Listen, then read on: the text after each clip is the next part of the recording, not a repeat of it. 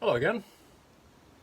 Well, if you watched last episode, you know that I've started pushing on with getting the sort of back corner of the wiring sorted out, so I can then follow on, hopefully, as soon as possible, with the plumbing. I have to say, also, if you saw the last episode, you know that the airbed popped a couple of nights ago. The new one still hasn't arrived, so I'm a bit tired, I have to admit, because I haven't been having a great night's sleep. It's a bit like the air mattress equivalent to an egg timer. You know, I go to bed with it fully inflated, and then over about the space of 6 hours, it then goes to a flat as a pancake, and that's time to wake up. So and I could do with I always can do with a bit more than 6 hours sleep. Anywho, I'm still, as best I can, I'm still pushing on, as I said, onto the wires. So I've worked out the wires that I need to put through into the engine compartment. You can see I've put the required the holes in there, and now it's just a case of that magic word. Now it's the next task is to get the wires through. Well, that's a little delightful hardening over spring that I just noticed while I'm on the way to the tap. Of course, as soon as you turn a meter, it becomes much less picturesque. That's not mine, by the way. It's somebody's random engine. Well, this is an afternoon's work. As I said, I've been a bit slow, but I got a second wind at about 3 o'clock. It's now 6:30, and this is the scene that gets me comments about, oh, you don't know what you're doing. But this is me. This is just running the heads. Everything is labelled. This is before I bunch them up and I put them through the conduit. But it's getting late, as I said, so that will be a job for tomorrow, I think. Well, it's the following lunchtime, but that looks a sight neater, I'd say. The wires all here still need to go into a conduit, but they're going to be put in once the cupboards are there.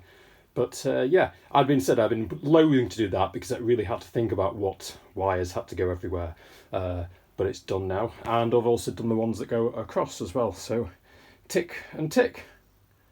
Right. Well, after that, sort of success, my world's going to come crashing down around me, quite literally, because I'm now segueing onto continuing on the wires, and but I'm going to start taking some of the ceiling panels down to cut the various holes in the roof. The thing I haven't been wanting to do. And yes, I've said that. I know I should have done it at the time. Why, put the ceiling up to take the ceiling back down, but at the time it was beyond me. There's only certain mental capacity I have, and I just needed to get the ceiling up, lining, whatever you want to call it. Anyway, there's 3 of them that I need to take down. I think, and it should be okay. I'll start here with the one in the back, which I'm going to then put a hole in for to run the wires for the solar panels, and they need to come in. So I've just spent about 20 minutes moving all the stuff in the back to the front, and then I have to move it all back again. Yeah, this is why one of the many reasons why everything takes so much longer than I expected. And you can see why I never screwed the partitions in, because I knew this was going to have to happen, unfortunately.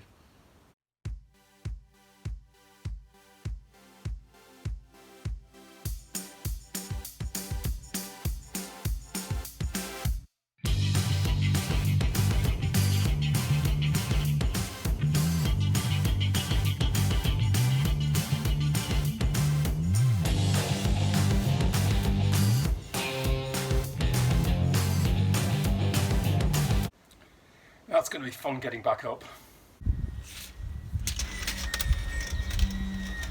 So, for the location of the hole, there's going to be a solar box here, so most of the time, that's going to be a problem, but you're going to be able to need to take off sometimes, well, I will as well, to insulate it, take the hatch off, and of course that means it's going to have to slide all the way. So originally I was going to put the entrance down there, logically, because that's the way it's going, but actually I need to give just over a metre of excess. I mean, you won't be able to take the hatch off where there's boxes there, but given that the inlet sort of gland, as it will be stuck there all the time, I thought I'd better put it a bit farther out. I think it's one of these things. It's easy enough to measure out here, but then when you're measuring it back in the boat, because of all the insulation and the lining, etc., it's a slightly trickier thing. So there's definitely going to be a pilot hole drill before from the inside, because I know where the ribs are, before I do any big cutting. So that's my curved template, and I want the exit, as it were, to come out underneath the solar box, so it looks slightly better. So I've marked. This is where the edges of the solar box are. So it's got to be. Well, it doesn't really matter. I'm not going over there, but it's got to be somewhere in this area, ideally. For the point, along the boat, what I'm going to try and do is I put a reference little mark on the window there, which is nearest to the thing, and then hopefully I can measure sort of the relative distance from that outside and inside.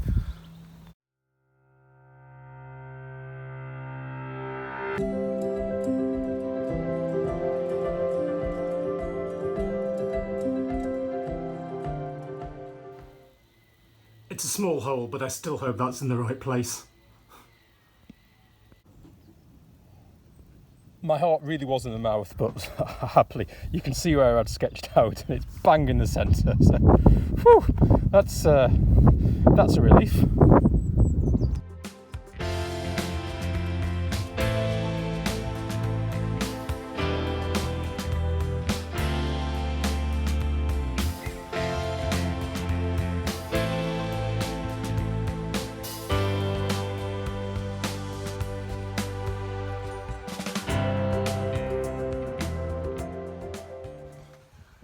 Well, my cunning plan not to try and keep the swarf in one place failed miserably, as you saw. In fact, it just actually threw the stuff everywhere. I don't know why I'm being so anally retentive about it, actually, because I think I mentioned in the past, the engineering place just down the bottom there, they're cutting up metal all the time, and actually this roof is covered with bits of tiny flecks of rust, which I thought was I thought was my rubbish paint job, but it's actually not. It's just the swarf that blows over from there and lands on the roof. Anyway, I think I've got it all up. And then talking of rust, so I'd normally go and mix up a batch of Yoda mastic, but this hole is so small, and given I'm going to cover, just like I did with the skin fitting, I'm going to douse this in that Dow silicone. I've just got a can of Hammerite handy, so I'm going to use that rather than faffing around with mixing ratios of epoxy primer.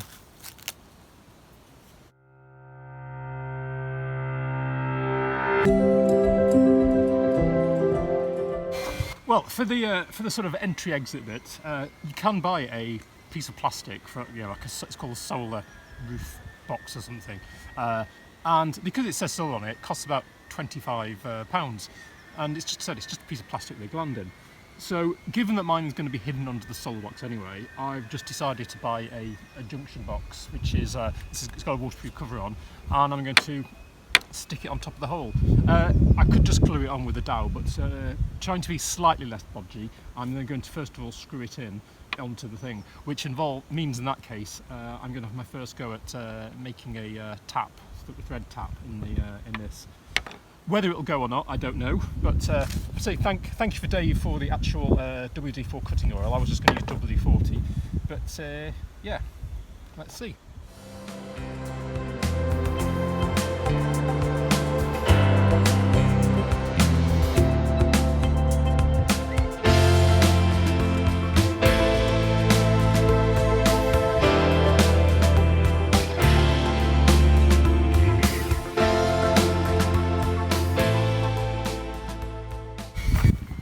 Well, that was only went so-so. The bloody the holder wouldn't grip properly the tap, so I was turning around, I wasn't actually doing anything. So I ended up putting it in my drill and turning it on a very, very slow speed, and then reversing it to try and pull it out, which is just about worked. Anyway, as I said, as you can see, the light's going, and I would really like to get this on, so we'll start some sticking. And this time, in the interest of aesthetics, I've got some of the white silicone stuff. So hopefully that means there'll be white smears rather than black smears, at least.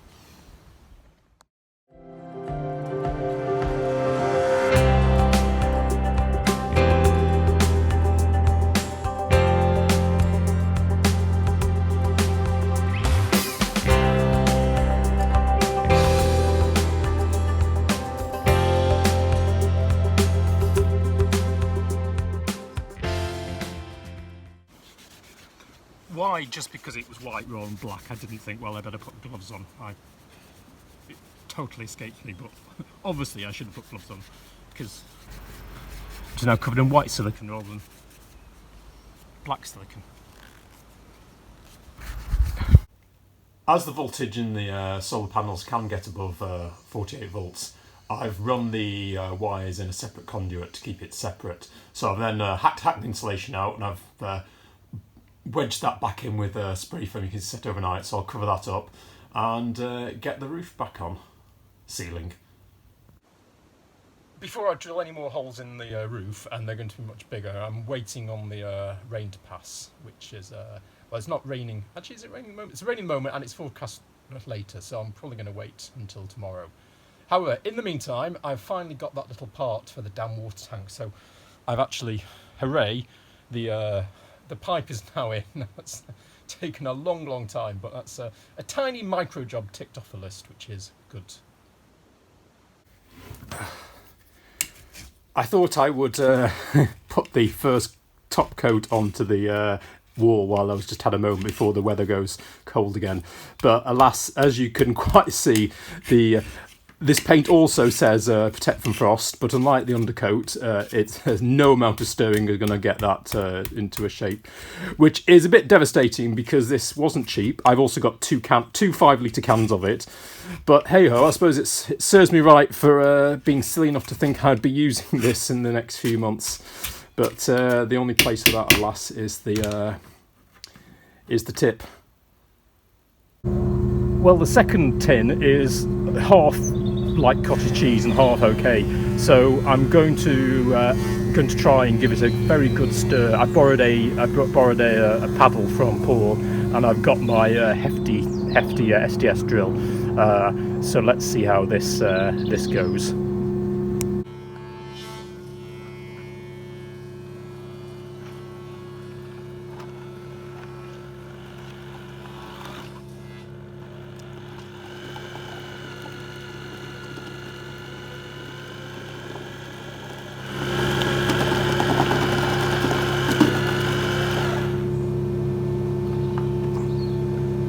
Now, pour the cake mix into the tin and put in the oven for half an hour.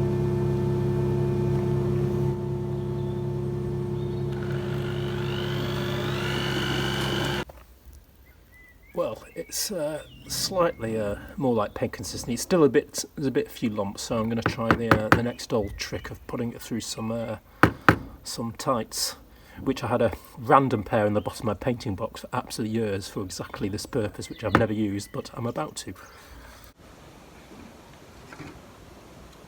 I would not be making a very good drag queen. I've laddered my tights almost immediately.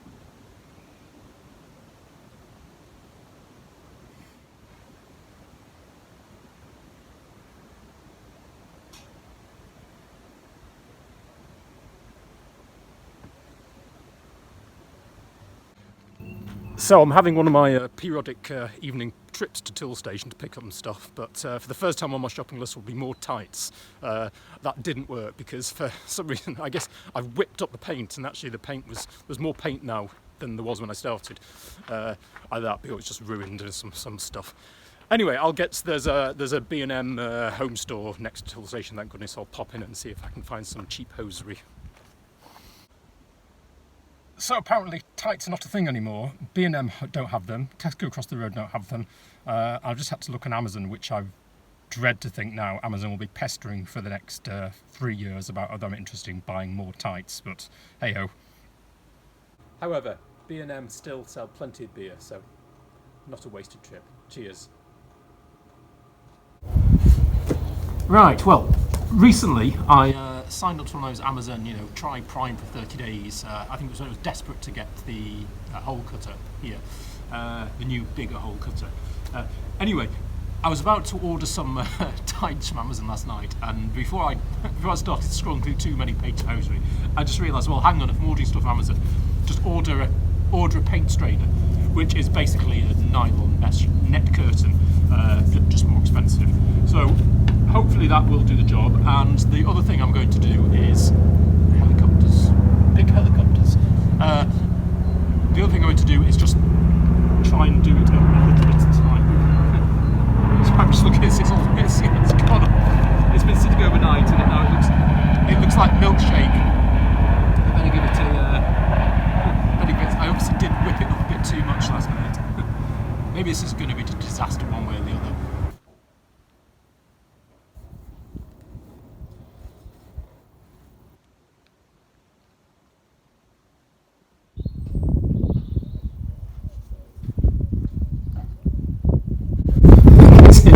It's less like paint straining and more like cheese making.